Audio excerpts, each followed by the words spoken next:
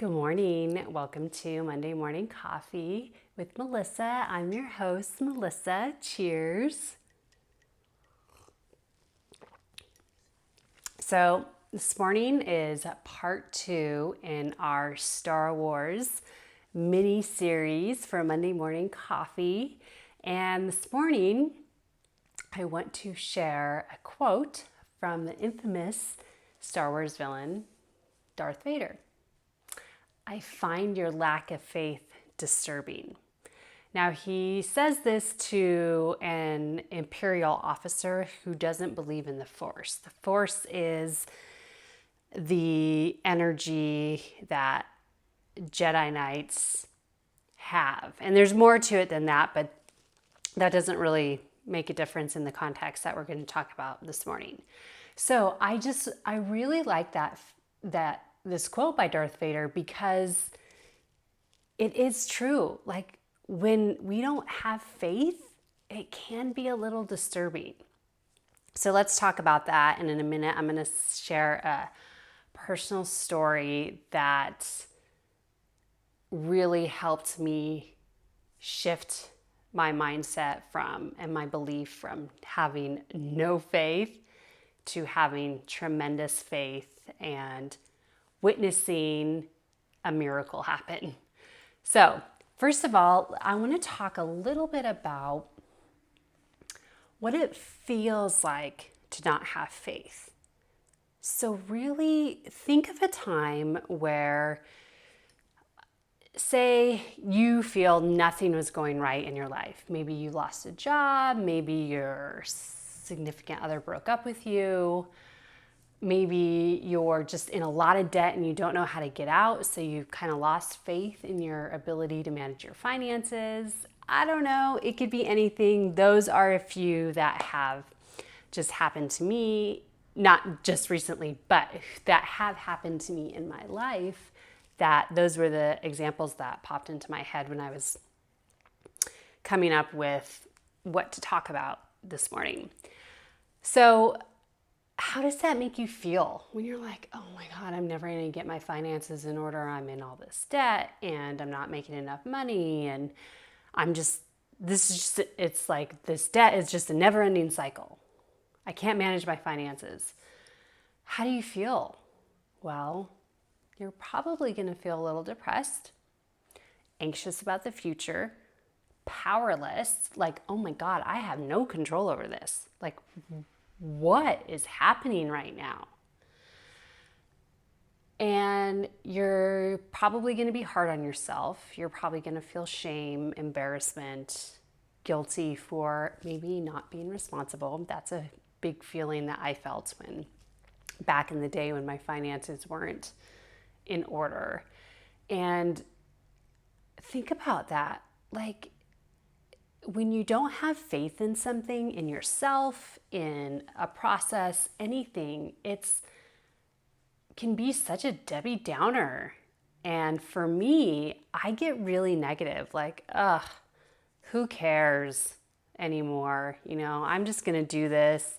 I would get into the mindset and the habit of just accepting things how they are and how they were, and not knowing I can change things. And a lot of people feel like this with their health, whether they're trying to lose weight or overcome type 2 diabetes. You can't overcome that with lifestyle changes. And like, think about like that, you just feel so bad about yourself. And those are all negative feelings. And like I said, they trickle down into other areas of your life, not just, say, let's go back to the finances example, not just in the finance part of your life, but like in your job, in your relationships, with your kids, with your spouse, with your other family members. It doesn't matter who it is, with your friends. They can sense that. So now let's talk about the opposite. Think of a time, now this one may be a little bit more challenging, but I know you could do it. I believe in you.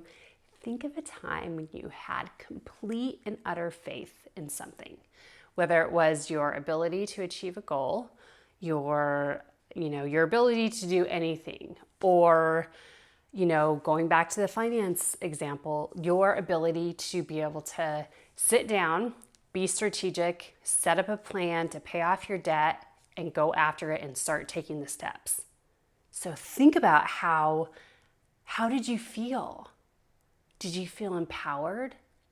Did you feel like you were on top of the world? Did you feel like you were on cloud nine?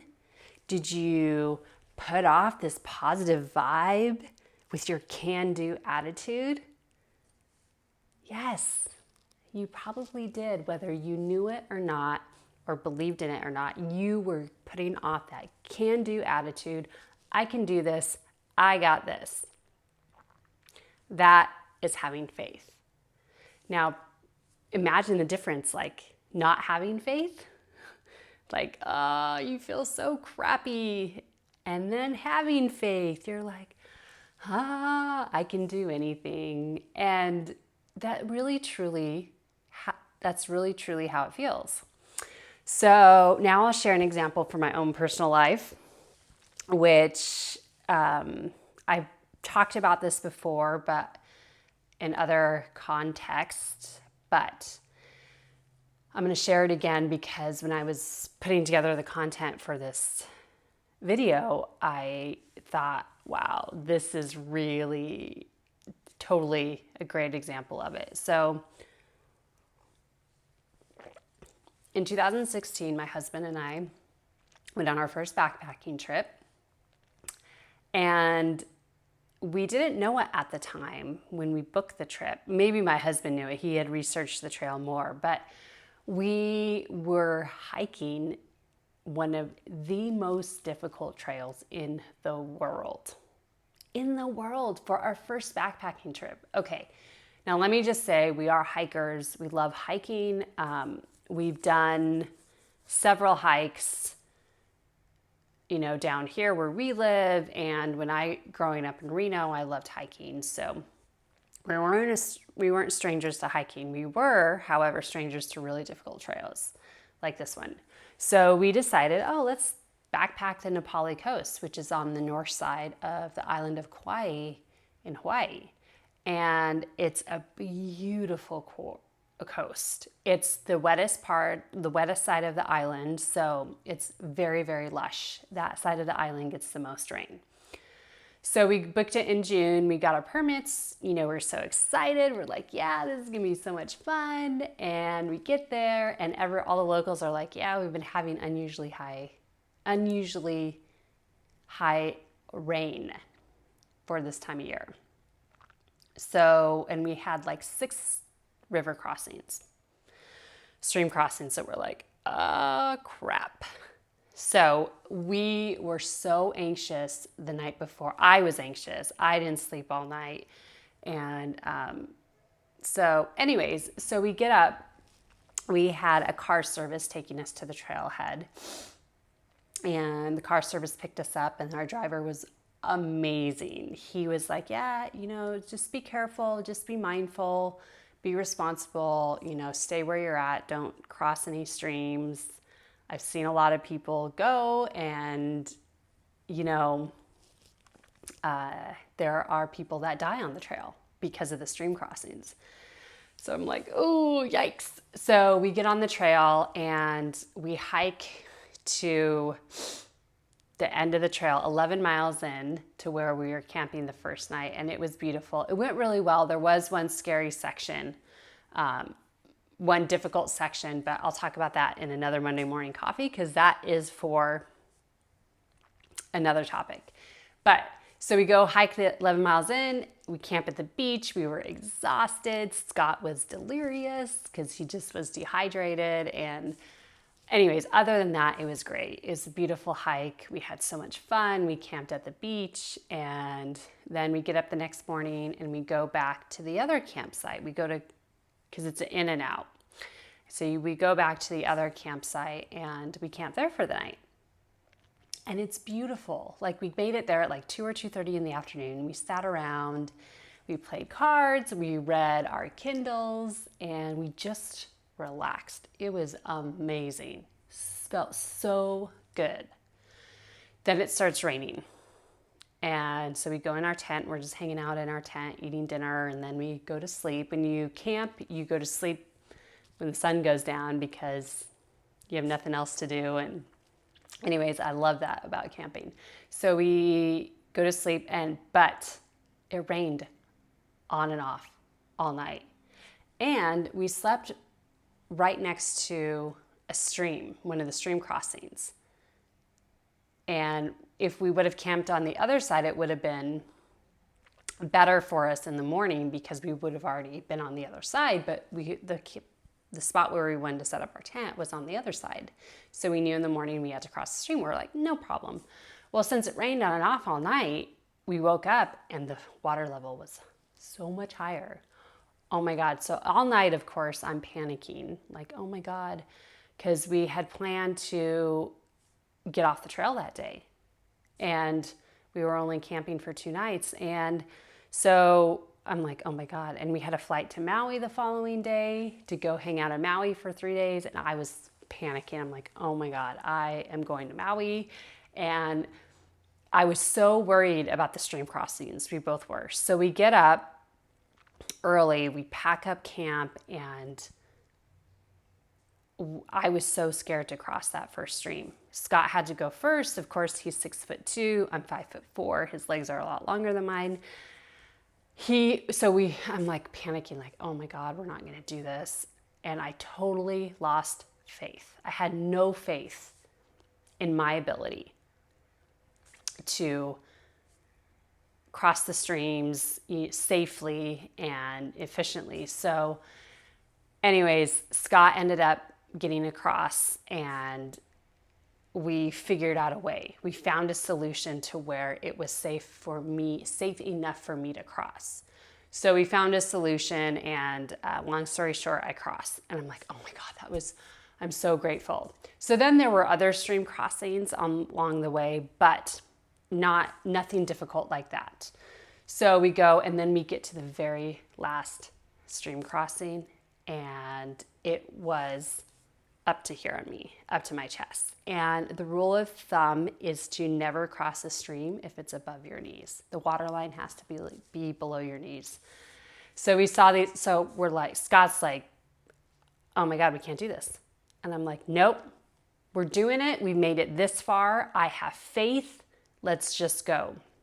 So there were a couple of other people crossing. There were a gentleman and then another couple who we were kind of leapfrogging, getting off the trail. And so they were helping other people cross the stream. There were people on the other hand, like pulling them up, like pulling them across through the water, which is not the safest thing to do. But Scott and I stood there for a minute, watched the other people cross, and I'm like, he's like, I don't want to do this. And I'm like, no, let's go. Let's do it. So I gave him a nudge and we went, and I followed behind him. And about 3 or 4 steps in, I remember finding a boulder underneath. And of course the undercurrent is going, so it's not like on top it looks, oh, it's easy, but it's underneath the undercurrent. That was a concern. So I find a boulder, I step up on it. I'm like, oh my God.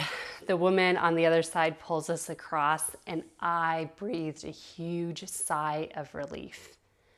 And so we're on this rock, and we get to like the dirt, like actual stable ground. And I just burst into tears. I was so happy and so grateful. And honestly, I went from the night before not having any faith. None. My anxiety levels were through the roof. I was up all night crying. And then went to the opposite end of the spectrum and just said, you know what? Let's do this. And the one thing that helped me get my faith back was that first stream crossing the next day.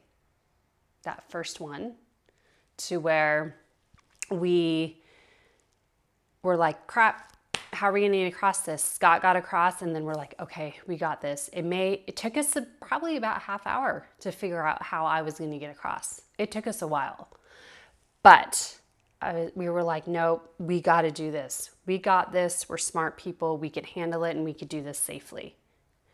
And sure enough, we did, and that boosted my confidence. And then we just were like, we got lost on the trail a couple times, but on the way out, but oh my God, getting to that last stream crossing and then crossing it, it was like,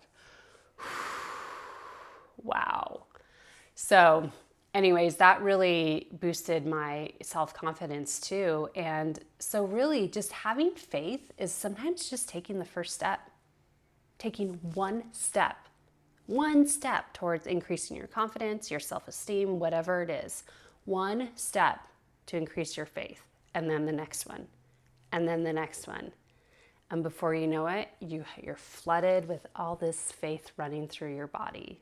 So I hope that story inspired you. I will never, ever forget those couple days. And I'm very grateful that I got to share it with my best friend and the love of my life, my amazing husband, Scott, because it really, truly was a great example of having faith. So I'm going to read the quote again. I find your lack of faith disturbing. So anyways, enjoy your day, and we'll see you next week with another Star Wars Monday Morning Coffee. Cheers.